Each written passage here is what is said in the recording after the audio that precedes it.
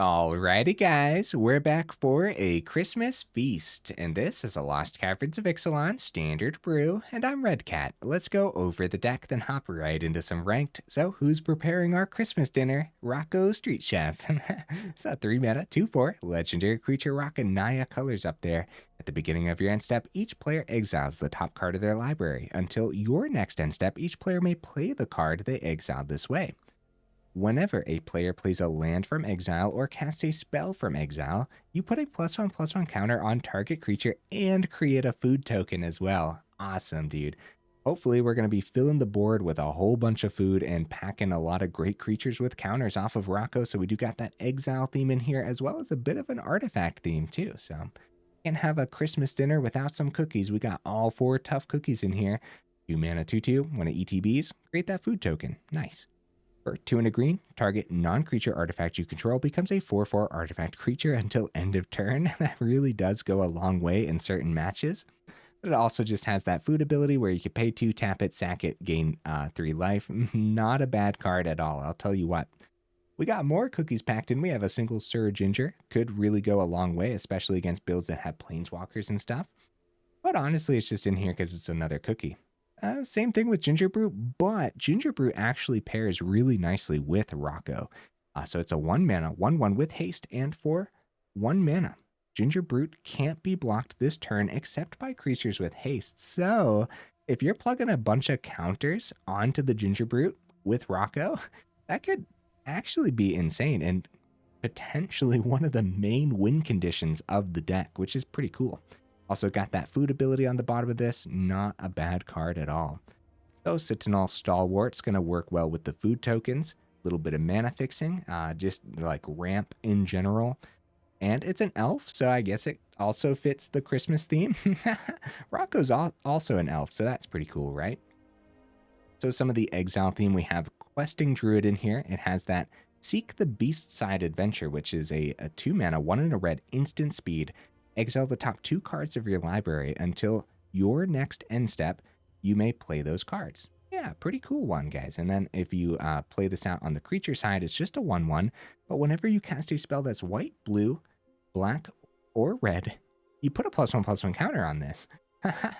Yeah, not bad. So anything that's not green, you get to buff the Questing Druid. I like it. I'm actually a little bit surprised that we don't get to see more of this somewhere.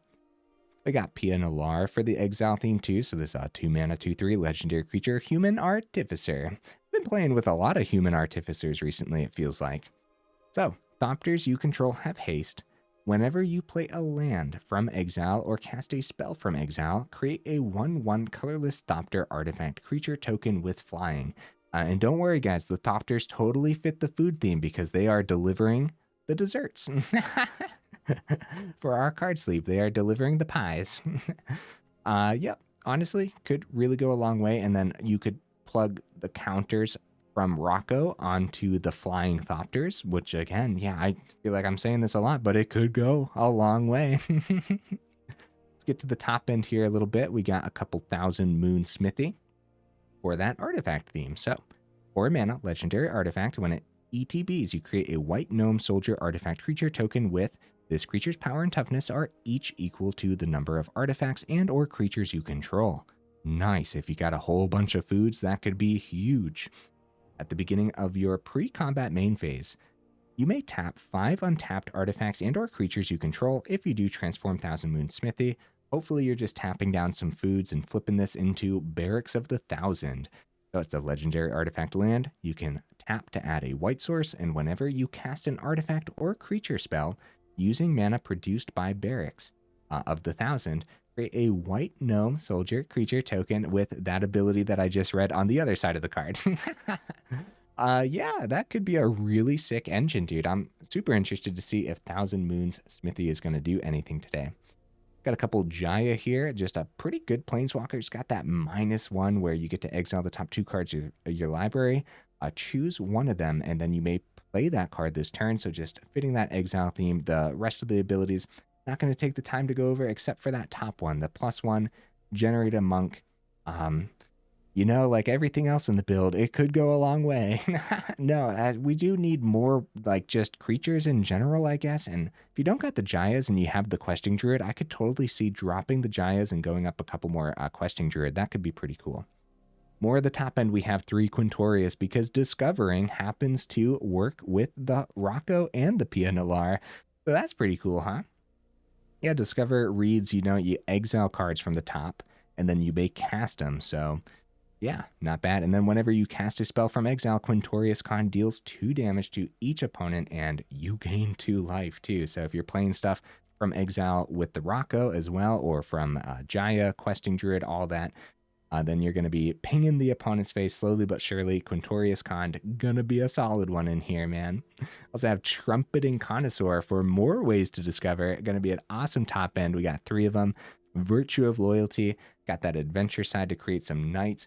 So like a lot of ways to actually generate some tokens, get some creatures on the board, get the ball rolling. The knight tokens are pretty good to plug counters on as well because they have that vigilance. And vigilance, bear with me, goes a long way. And then whenever you play the other side, like if you adventure this out, whenever you play it as the Virtue of Loyalty side, that is playing it from exile because adventure reads, you may cast this as an adventure after you do exile it. You may then cast the permanent spell later from exile. All I had to do is read that last part, but still, you guys get the point. Pretty cool, pretty cool. All right, mana base, guys. Okay, 25 total land. 2 of them is a Seat of the Empire because there is not a lot of removal in here. And then everything else I thought about for a very long time, maybe too long. Hopefully I landed on something well here. Maybe we don't need this many dual land, but it kind of feels like we do. I feel like a lot of this is really greedy and you really need to hit the Naya colors on turn 3 for Rocco. But yeah, maybe it's not as greedy as I'm thinking. We got mana fixing with the Citanul Stalwart and everything. We got Mirrex over here too. Hopefully that does a thing. Also a way to generate some artifacts if we end up needing them. It could end up being like one of the win conditions. I really doubt that, but you never know, right? Outside of that, we got Crucible of Defiance, Who Endures, and of course, all 4 Jetmir's Garden is going to be an important one in the mana base. No honorable mentions again today, guys. Let me know what you would add or take out down in the comments. This one's a pretty convoluted one overall, I would say. Missed a card here, Hollow Scavenger. 3 mana, 3/2. We can pay 1, sacrifice a food. Hollow Scavenger gets +2/+2 until end of turn. Activate only once each turn, unfortunately. That is a shame. But it's got that adventure side where you just create a food token. And then, like I read in the Virtue of Loyalty, of course, when you cast this other side with the Hollow Scavenger, that is casting it from exile, which of course works with the Rocco, the Pia Nalaar, and the Quintorius as well. So, okay, guys, enough rambling. Let's go ahead, take this Christmas feast into some ranked and see how we do.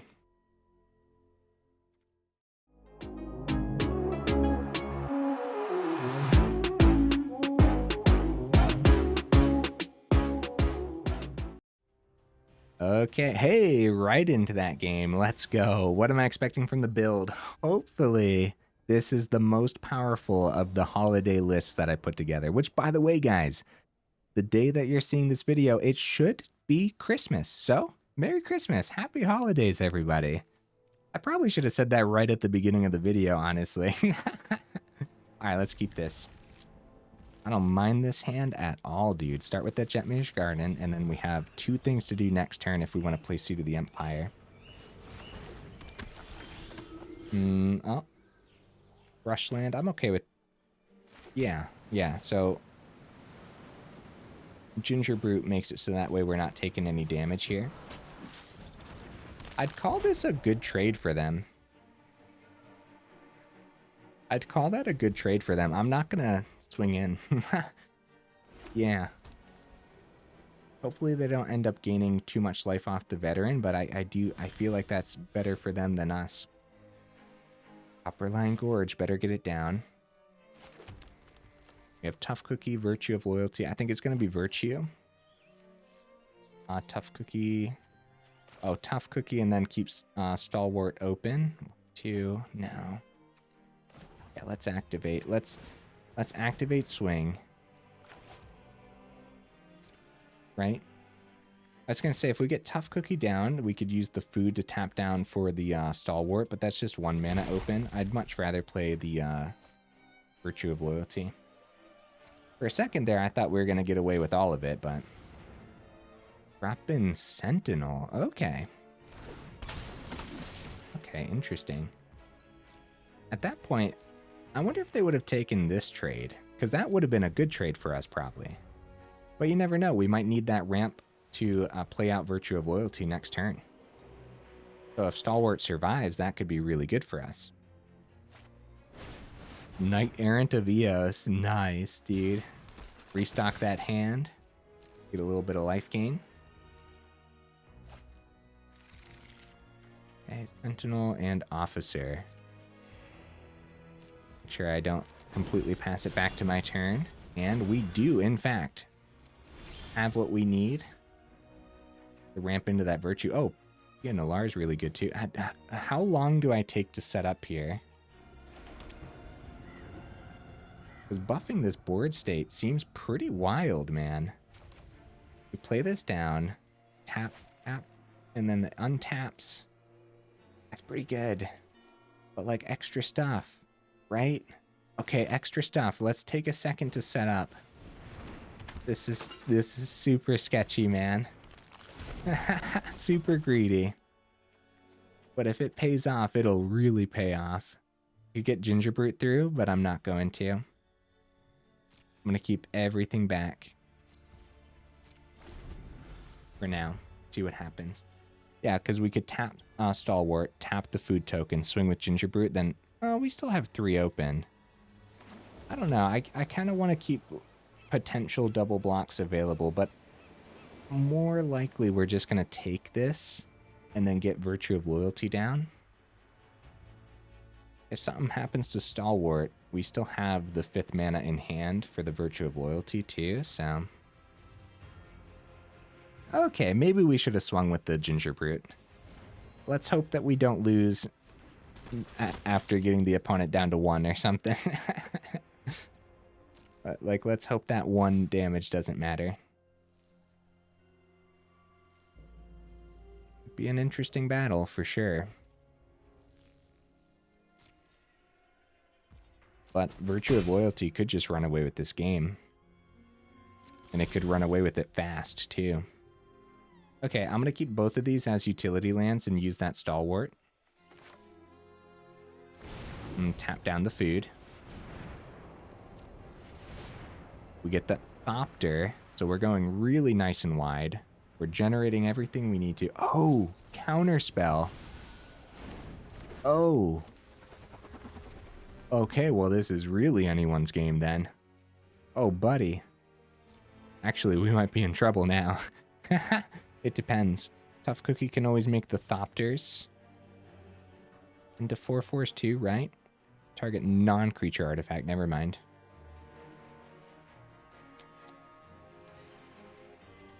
I'm swinging. I'd rather,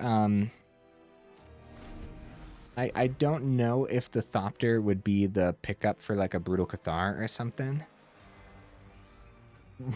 And I don't know if I should be gambling about us actually being able to outpace this soldier list.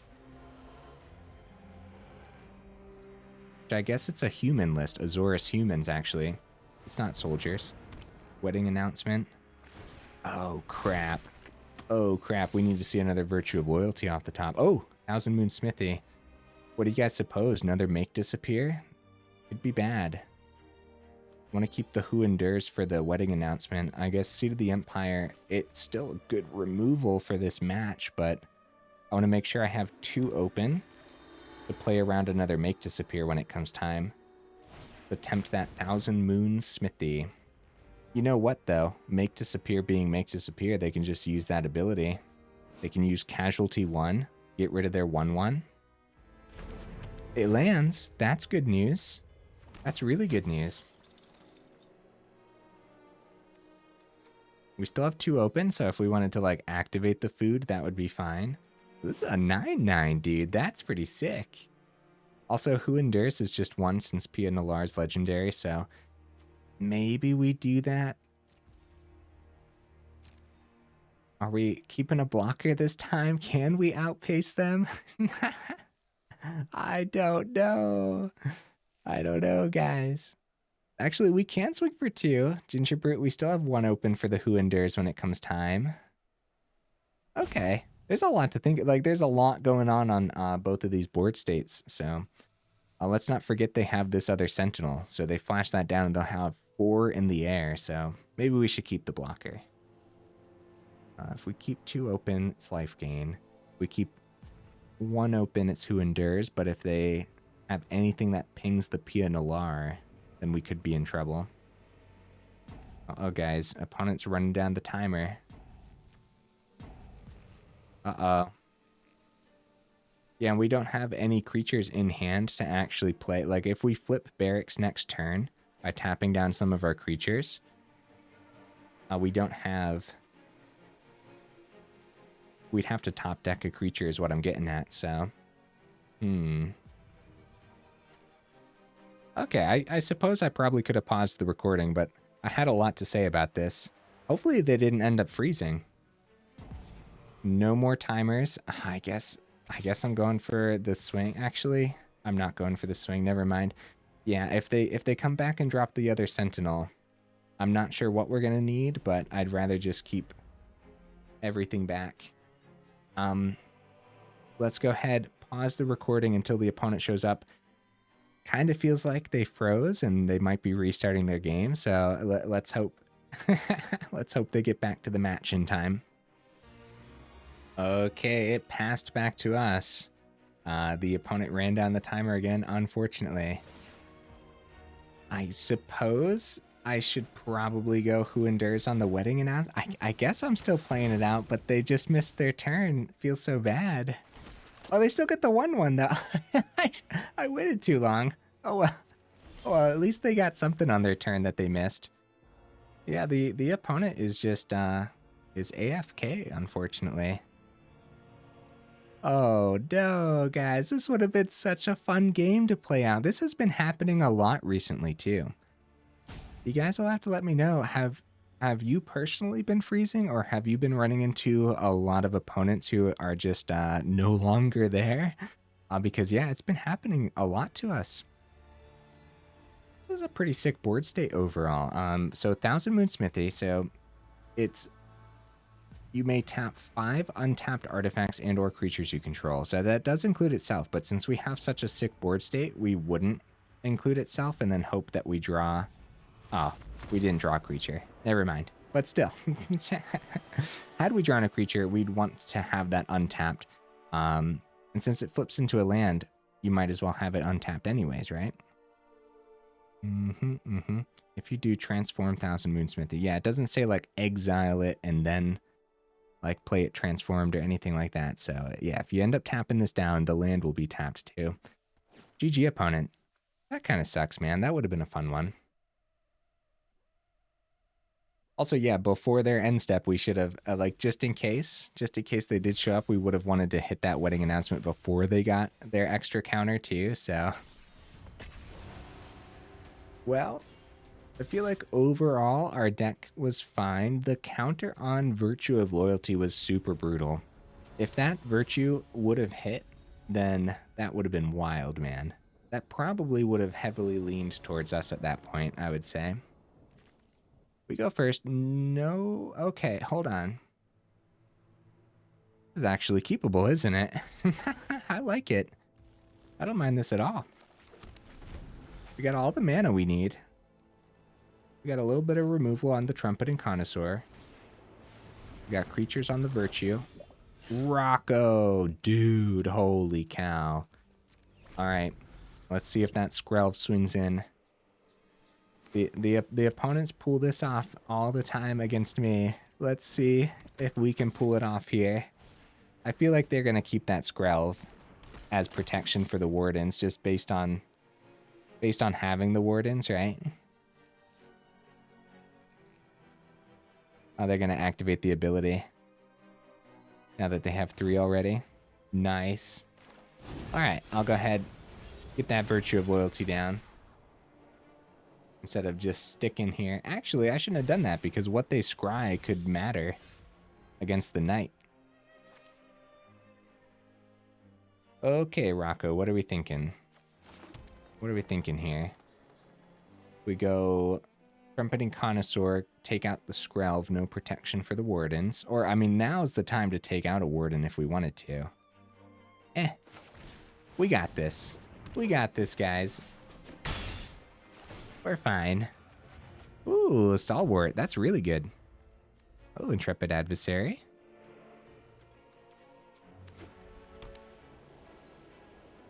Okay. Immediate removal for Rocco, or are they just checking it out real quick? With their 3rd mana, I can imagine this to be the Brutal Cathar style of build, but that doesn't mean it's in there. And if it is, of course, Trumpeting Carnosaur immediately would take it out, so they'd much rather like an ossification at that point. Adeline. Dude, Rocco's around for the turn. Okay. How do I... so Stalwart, and then we'll still have 3 open for the Connoisseur. And the Connoisseur is going to have to... It depends what they end up tapping down here. They're going to tap down the Skrelv, so we can hit the Skrelv, so that way it can't give protection to, like, Adeline or something. And this Warden is above the Connoisseur's burn now anyways. Okay. Questing Druid's pretty good too, huh? Stalwart, let's buff our Vigilant Knight. Should it be Connoisseur for the turn, or should I go for it with the Questing Druid? That's just to the end. We could always keep the Virtue of Loyalty open too. We're going to have 5 mana next turn, but not double white to play the Virtue of Loyalty. Okay, that could be pretty bad. I also, if we ditch the Trumpeting Connoisseur, then we won't have that Discover when it comes time. Alright, let's just keep these open and see what happens, huh? No attacks. End turn. Now let's see what we get. Ooh, Thousand Moon Smithy. That'll be a fun one. Oh no, we don't have the double white though. Oh crap, maybe we'll top deck it. Maybe we'll see it. One, it has a really good board state over there. Very simple, nice and clean. Very powerful. Yeah, this Warden of the Inner Sky looks sweet.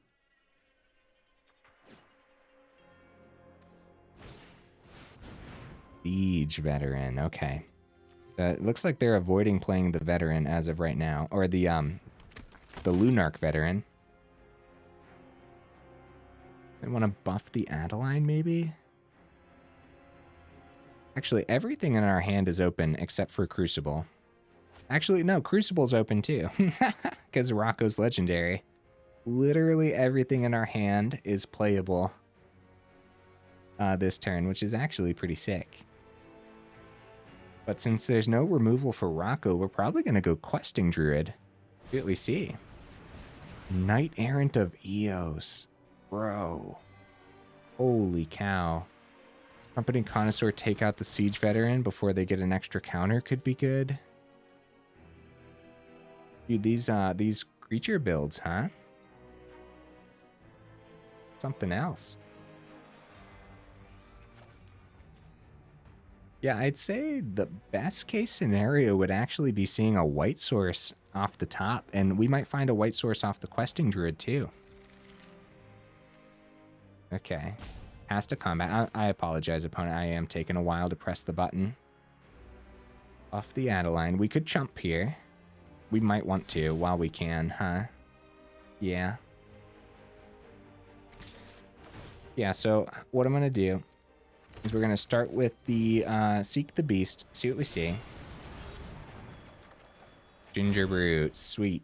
No white source, though. We'll go ahead and chump the Adeline. And we will successfully block the 1/1. Yeah, while we can... Our white source was the Stalwart. Guys. Guys. What have I done? Actually, what have I done? We might be fine here. Right? We have great stuff to play from exile. Get Virtue. Actually, this might still work out. The chump was still pretty good because we took 8 less damage. Okay, hold on now. Hold on. Hold on. I'm sitting here yelling at myself. But this might actually still work out nicely. Virtue of Loyalty will go over there. Another Virtue of Loyalty here. Yeah, we're definitely going to need that other white source. Maybe the chump should have been the knight instead. Right? Veteran's going to keep up pace nicely. So let's get this down. Alright, Gingerbrute's colorless because it's an artifact. Buff the knight. Hope that they don't have... This is only till the end of this turn.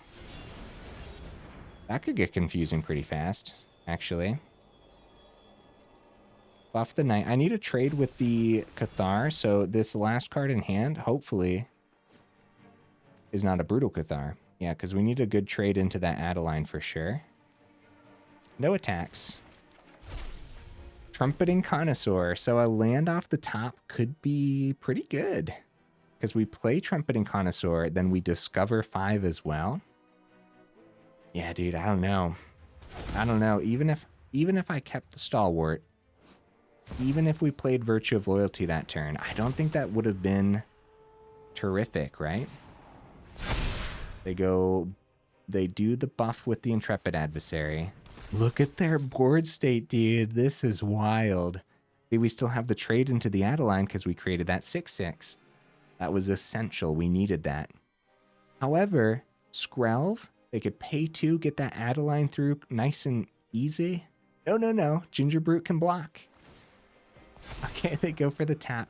Warden of the Inner Sky gets flying. Oh boy. Oh boy. Also, I guess we have enough variety of colors here because the knights are white as well and Questing Druid's green. So the Skrelv, okay. If they called like green on Skrelv, we could block with the knights. If they called white, we could block with the Questing Druid. Either way, we can block with Gingerbrute. So, bro, I'm all over the place, man. Siege Veteran. Oh, it does go up to 11/7. Yeah, the adversary buffed the knight above it. I suppose the chump block's going to be necessary again here, right? Take 5 in the air, chump the Adeline. What do we chump with, though? Pretty well tapped out. If we... So we need to hit that Intrepid Adversary for sure. I guess it depends what we see. Right? Okay. So we'll block that. Actually, we'll block like this. And I'll chump with the Gingerbrute, unfortunately. We really should. We really should.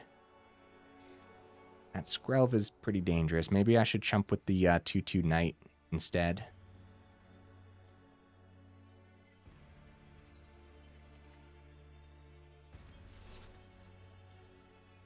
Okay. I'll chump with Gingerbrute. I'm going to keep the 2/2 Knight for now, because I don't know when that Vigilance could come in handy. Guys, they do have another buff next turn with the Copper Coat. No, they don't. It goes away because of Rocco. They chose not to play that this time around because they didn't want the counter. The chump's definitely worthwhile because we're on a 4-turn clock now, so we really need to do something. Virtue of Loyalty. Oh no, guys. Me getting rid of our only mana fixing was not great. So we can't do anything from over there. We do have some life gain on the food if it comes down to that. About to get more food too. Okay. Yeah, let's get the tough cookie down and keep the Virtue of Loyalties open. And we're also keeping the foods open as well. Let's see what we end up exiling with the Rocco. Yeah, their Copper Coat Vanguard goes bye-bye, luckily. And swing there, end turn. The build has given us lots to think about for sure. Hey, a white source. Let's go. Man, Did we get a little unlucky not seeing that? I don't know. Maybe. Like I said, Stalwart, had I not chumped earlier, that would have been the mana fix, so... Roaming Throne. They play that over the exiled Thalia because they really don't want us to have a counter. But also Roaming Throne's pretty sick too.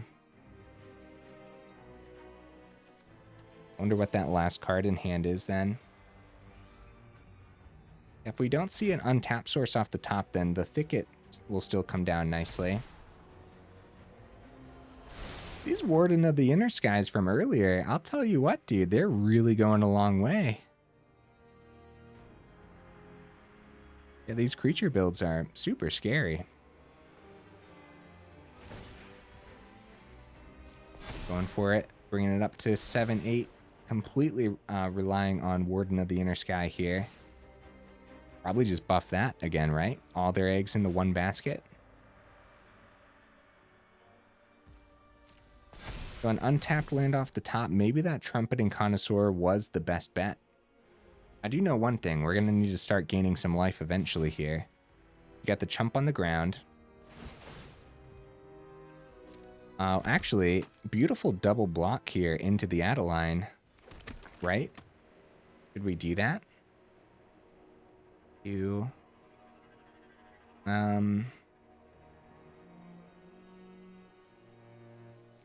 have a single block. If we go Trumpeting Carnosaur, right?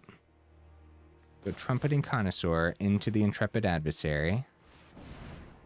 Then we go Adeline. Yeah, since we had the open mana. Skrelv. Crap. I did it again, guys. Skrelv. That's 2 times in 1 week, man. Okay, double block. Let's get that done. Block you. A trade into something would be pretty bad. Taking 11 would be pretty bad. I think we're dead. So first thing I needed to do, Trumpeting Carnosaur to hit that Skrelv for sure. Yeah, that was a little bit too much value. Hey, there's another white source. It's definitely way too late, unfortunately. All of it's tapped too. We do have a little bit of life gain for their turn, but that's it, man. They got that full swing for days. Questing Druid, hey. That's pretty good, actually.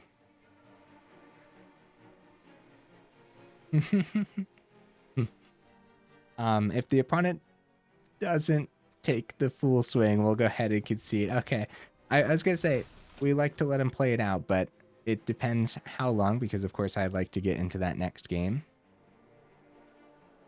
And what are you guys thinking? I guess they don't know what's in hand. All right, so that's reason enough to completely play it out. Yeah, like we have 3 cards in hand, and they know that this is over here too. Which, by the way, let's see. Until your next end step, each player may play the card they exile. So, Seek the Beast.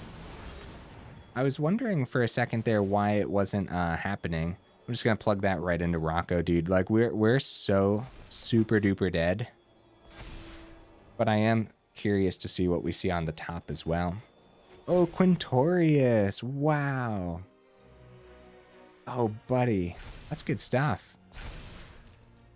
Oh, I wish this would have lined up a little better, and I really wish I didn't block with that Stalwart earlier. So many little misplays recently, guys. I'm so sorry about that. So many little oopsie-daisies. Also, playing the Virtue of Loyalty is probably a little better than gaining life. I just, we're just like... we're dead. We're dead either way. Ow, my face. Looks like a fun swing, though. Look at that. Rocco survived the entire game. I think that was actually a victory in and of itself. What do you guys think? I did have fun that game, actually. It was a very fun match. I just wish I could have thought it out a little better. Man, I'm sorry, guys. I'm sorry. It's been It's been like this whole, like all of these holiday videos just sprinkled with a whole bunch of misplays. I'm definitely not playing it out to the best of my ability. And I apologize for that. I'll try to do better here for the last half of the video. Hopefully we get more matches in. Those took a bit, huh? Okay, hey, good hand. These have all been decent hands. Gonna start with the... Oh man, I don't see double white in hand, and now I'm a little concerned after that last one, but we should be fine. Yeah, we will also start with the Jetmir's Garden. No problems there. And then probably keep Virtue of Loyalty open. Quintorius Kand is good. Okay, well, whatever we want to play might not make it, so Virtue of Loyalty at instant speed is probably much better than the Pia Nalaar. Was a good draw, though. Yeah, just the 2 open and seeing that they have blue. 3 open, pass. Yeah, let's see if they choose to counter this. I doubt it. They'd rather counter like a 3 mana card, I would say. Actually, countering the Virtue makes it... Okay, a negate. Okay. Yeah, so what that makes it so that way we can't play it as the Virtue of Loyalty side later on. No double white for the Thousand Moon Smithy either. Actually getting a little concerned here. Get the Pia Nalaar down. Gingerbrute. I'm sure we'll see the other white source this game. Or we'll see the Stalwart, and this time I'll keep it around to actually do the thing. Okay. Questing Druid. Probably just keep that open. Where do you think their Wandering Emperor probably hits the Pia Nalaar?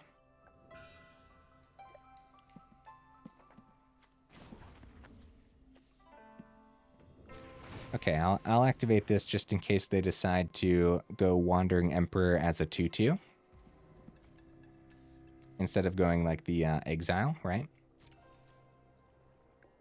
It's no worries because we can't play the Thousand Moons Smithy this turn anyways. We'll still have the 3 for the Trumpeting Carnosaur. Should I have...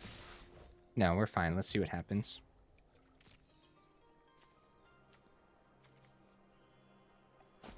Wow, it lands through. Not bad. Not bad at all. All right, we should definitely play the 4th in case we see the 5th off the top. And we have 2 things open, Trumpeting Carnosaur and the Seek the Beast. Silver Scrutiny for 2, okay. I am anticipating like full-blown control, Sunfall and all, so... There's their 5th.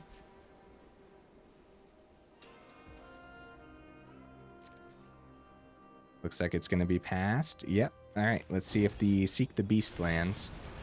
Unfortunately for these adventures, yeah, they're incredible counters for them. Dissipate. Yeah, because we don't get that. We don't get that other side. But overall, at least we get to keep our board state. Yeah. Ooh. 5th mana, and it's a white source. Now we can get the ball rolling, dude. What do you guys think? 2 mana open. Do you guys think the Quintorius gets countered? Let's give it a shot. We do it before combat because it has a chance of affecting combat significantly. No, syncopate for 1. That's rough business, dude. On us down to 13. We're tapped out. So, yeah, if Quintorius landed, discover 4, and then the discover creates the Thopter because it's from exile. And then who knows what we could have landed with that Discover 4 too. We have 2 open. Okay, Thousand Moon Smithy. I'd like to actually get more established on the board before we do that. We go Jaya -1. We could find a land to play. Let's attempt the Jaya, see if they just go like syncopate. Nope. They might be out of counterspells now, guys. Good thing it wasn't against If we go +1, just generating creatures could be fine. Finding a land on the, yeah, I guess it's going to be +1. Okay. I was thinking like, I was thinking we could affect combat, get a Thopter, but I'm just going to go +1, start generating stuff with that Jaya. And now, like Sunfall or a Farewell or something, at least Jaya's established onto this board state. Farewell. Brutal, brutal business, man. Jaya's on the board, though, so... Rocco. Oh, my goodness. Tell you what. Let's see what we see. Let's see what we see. And play it this turn. I improvise better than most people plan. Alright, I'll take the land. And if we go Rocco, play the land, we have 3 open for the Connoisseur. But I'm just going to play the land as my 6th and get the Connoisseur down while they're tapped out. Discover 5, maybe we hit a Quintorius. Ooh, 1000 Moon Smithy. That's a hit, man. That's good stuff. Dude, we won't be able to flip it yet. We can't tap Planeswalkers with this or anything. White Sun's Twilight. They got 5 over there. Okay. Well, this is rough. This is rough business. Go -1. 1000 Moon Smithy is unfortunately legendary. Still, it was still a really great hit off of that Connoisseur. All right, guys. It's a full swing at Jaya anyways, so let's see if we can just... Oh, Trumpeting Carnosaur. Ooh. Yeah, dude, the deck is operating fine, I would say, overall. Tough cookie, not bad. Couple blockers. Full swing at Jaya still happens, though, huh? Yeah, I think so. I think, unfortunately, the full swing at Jaya is coming. Alright, we'll do our dandiest. And Jaya is out of the equation. I was generating a lot of value for us. Round 2. Rocco. I wonder if we now play... Yeah, giving a control deck extra cards to play. The counter spells really hit their mark, and the double board wipe is probably enough to heavily lean this in their favor. But you never know. We might be able to do something here. What we should be concerned about is the third board wipe. Like, playing 1000 Moon Smithy this turn. That could be really bad. I'd love to flip this. 2, 3, 4, 5. Alright. I'm not going to play anything else just for the sake of playing around another board wipe. And when they swing in, we can always power up our food token, too. Let's keep the tough cookie back. We're trying to deal damage, but once the Wandering Emperor, like, what I'm getting at here is, okay, hold up. Okay, we got that damage through. So the point here was, if I swung with tough cookie too, that's, okay. Hold on, I'm trying to think this through. Memory delete. Okay, it's gonna be a board wipe, isn't it? Probably another White Sun's Twilight. Yeah. So I guess overall it would have been okay to swing with tough cookie as well. Wandering Emperor comes down, exiles the Connoisseur. We got the 2 through with the tough cookie. They got 3 over there. Lost that. Yeah, we should have swung with it too. Yeah, I'm not 100% certain why I decided to be scared of these Phyrexian Mites. We definitely block. I didn't power up the food. That's okay, because if it's a board wipe, we'd lose the food too, and we might as well keep the food back and just take the 1 poison, right? No Seat of the Empire, that's good news. Depopulate. Go ahead and plug that counter onto Rocco. And we draw here too, since Rocco is colorless. Or multicolored. I'm sorry, guys. Oh, man. And this is the last time I ever record late at night. No, I'm teasing. Okay. My turn. I'm going to keep the food tokens for the sake of flipping that Thousand Moon Smithy when it comes time. Of course, it's not going to be yet, but they're keeping our board nice and empty. Rocco. Got 4 open. They got 3. The counterspell hits. All right, they're tapped out. Nalaar. Play that land. Get that haste. Tough cookie. Let's go. Swing. We're going for it, man. Let's see board wipe number 4 from the opponent. Oh, if it is board wipe 4, maybe I should have kept Tough Cookie in hand? Because you can activate that ability. Like, you don't have to tap down Tough Cookie. You know what I mean? So maybe I should have kept Tough Cookie in hand. They're back up to 12, guys, and we still can't flip the Thousand Moon Smithy. Tough Cookie off the top. What a draw, dude. Oh my goodness. Let's power up some food. This is sick, man. If that was a different board wipe and they didn't gain life, dude, we can get there. We can totally get there. Board wipe number 5 from the opponent. What you got? What you got for me?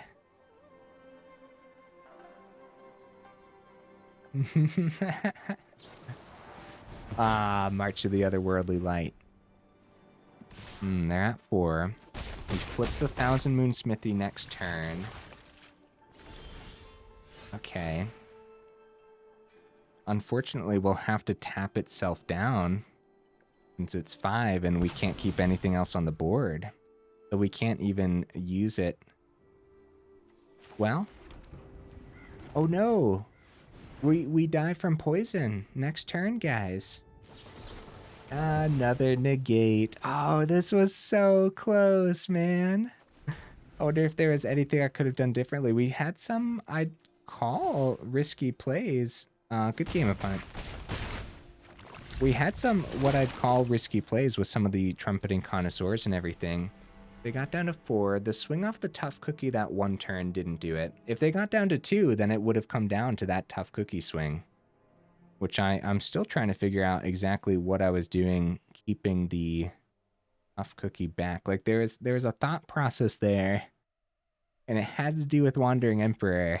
And I'm not 100% certain. Oh, maybe, yeah, they could go generate the 2/2 with Wandering Emperor, block the Tough Cookie, and then on their turn go -2 to exile the Trumpeting Carnosaur. Yeah, I guess that would have been pretty bad. Okay, well, hey, at least I figured that out, right? Guys, Christmas Feast. I hope you still enjoyed the brew regardless of how brutal the opponent's builds were. Tough uphill battles with all of the holiday brews, actually. Very janky stuff as far as I can tell. Maybe I should be saying more testing required, but probably not. I do think it is pretty janky. Rocco's Street Chef. Pretty good card, man. Huge target on its back. Huge target. And it is giving your opponents a little bit of card advantage too, but then if they use those cards, you get the counters and whatnot, which is how in that last match, of course, they found the Depopulate. That last opponent's deck looked brutal. How many board wipes did they play against us, guys? I feel like we actually had a good chance in that last game too. Yeah, overall, I love the whole exile theme. Really neat stuff. Packed in here with that food theme. Happened to just like work pretty well. I feel like it curved out nicely. Not seeing the double white in a couple games there where we were like sweating, like, oh man, are we going to find that second white source a few times? One of them, it was kind of my fault because I blocked with my Stalwart, which was the only way that we would have had double white. I don't think that block was actually terrible though. At first I did. At first I was like, oh no, why'd I block with that? And now we're never going to be able to play Virtue of Loyalty. But then I thought about it and I was like, well, we prevented 8 damage, and were we actually going to play Virtue of Loyalty that next turn anyways? No. So, yeah, in the long run, here's our white sources. We got Seat of the Empire, 2 Brushland, 4 Razorverge Thickets, Jetmir's Garden, Sundown Pass. Mirrex also could have acted as a white source for the turn it came out. Yeah, that's a chunk of land, dude. Yeah, maybe we did get a little unlucky not seeing the double white source in a couple of those games. Got some seriously powerful cards packed in. Dude, Jaya Fiery Negotiator is super underplayed, but I can say that about a lot of different planeswalkers. For real. Like, think about how much value that generated in that game. And then think about, like, how many different types of builds Jaya could be tried out in at the very least. I really like it. It's really good. Same thing with, like, Tough Cookie and stuff. We do see more Tough Cookie than we see Jaya. That's something to be said about Tough Cookie, I would say. Questing Druid was pretty cool today, too. I like the 2 of Pia Nalaar. I don't think I'd go up any. I don't think I'd go down any, although it did feel pretty good today, generating those Thopters. Seemed to be relatively easy. Yeah, overall, like, we were exiling really well. Sorry, guys, I'm slowly but surely losing my voice. Recorded the last few videos pretty late at night here, trying to get ahead of the game for the holidays, which brings me back again. Merry Christmas, everybody. Happy holidays. I hope you enjoyed all the different holiday brews that I put together. Putting together a celebration brew for New Year's, so that'll be fun. All right. If you made it this far into the video for real, y'all are champions. I super duper appreciate you. Definitely let me know what you would add or take out down in the comments. And either way, guys, I'll see you in the next video.